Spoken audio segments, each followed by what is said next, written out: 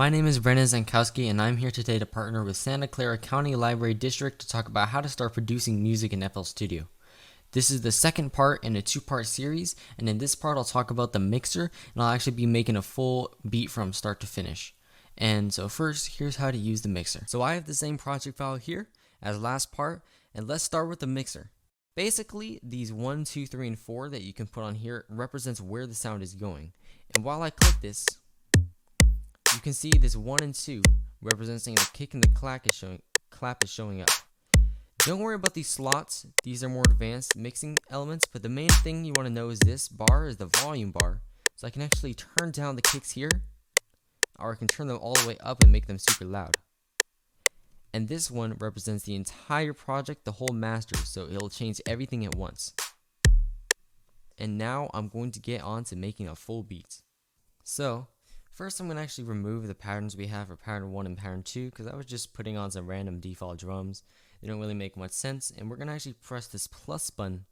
And you can see if I click on more plugins, there's tons of plugins available in FL Studio that you can use. And a plugin is pretty much just one thing that can just create a whole bunch of sounds, all the sounds you really need for making music. I'm going to give one quick recommendation here. Flex.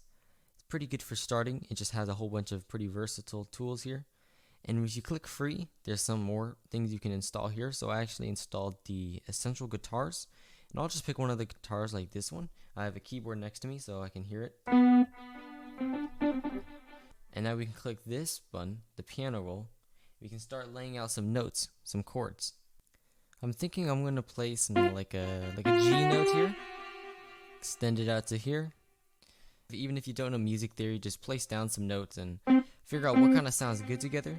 Of course, the music theory helps, but you don't need it. And here's the chord I just quickly made. I think it sounds pretty cool. So now I'm just going to work on the rest of the chord progression, just based on whatever I feel like doing.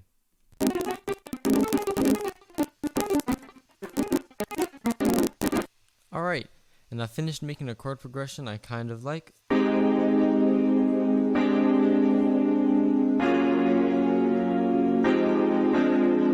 So now I'm going to place this down here as pattern 1. Let's start doing the drums. So the very first drum you want to use is a kick. And you can actually find sounds by going into this left area, clicking on packs, and there should be some whole bunch of instruments here, like this instruments placed with bass, guitar, keyboard, and I'm going to start making a little pattern with it. So I'm going to click on the piano roll, make sure I'm highlighted over kick, and I'll go like this.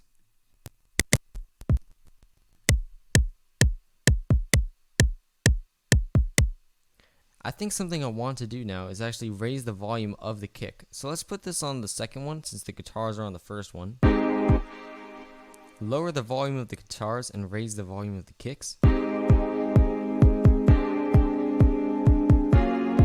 For the snares, I've used these two snares. And by layering the drums like that, you can make that sort of sound. Now let's get into maybe the hi-hats. So I'm actually thinking maybe we can use our own hi-hat loop. So if I go into one of my drum kits here, the same versus drum kit, we could use this one. And you'll see it's not going to be on time because this is actually meant for 156 BPM. However, if we click this one here, the stretch button, and then we can shorten this to where the beat is supposed to be, so right there, and make sure we're right on it, the hi-hat should now line up. If we want to get rid of that pitch shifting, we can just change it here and bring it back to where it was normally. Now we have some hi-hats. So let's go and get a bass in to fill out the low end. So make a new pattern called the bass, and let's open up Flex again. Let's go to the essential bass guitars and just pick one of these basses here. This one sounds alright. Something I recommend is you actually can take the chords of something like this, copy it, go to the bass, and cut out all the notes that aren't the top notes. So just leave the low notes in there. And then once we have this, you can drag it one octave lower. So from this G sharp 4, we can take it to a G sharp 3. And if we hear it, the bass is quite loud, so I'm actually going to bring this to 4. Oh, we have something on 4 actually. Let's bring it to 5. and lower this to about here.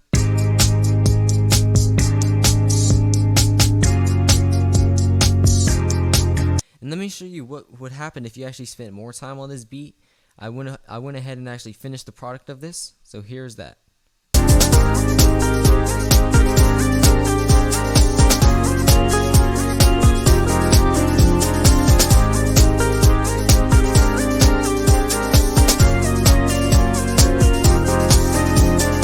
And I'd like to say thank you for watching this video, and I hope this inspires you to make beats in the future. Bye!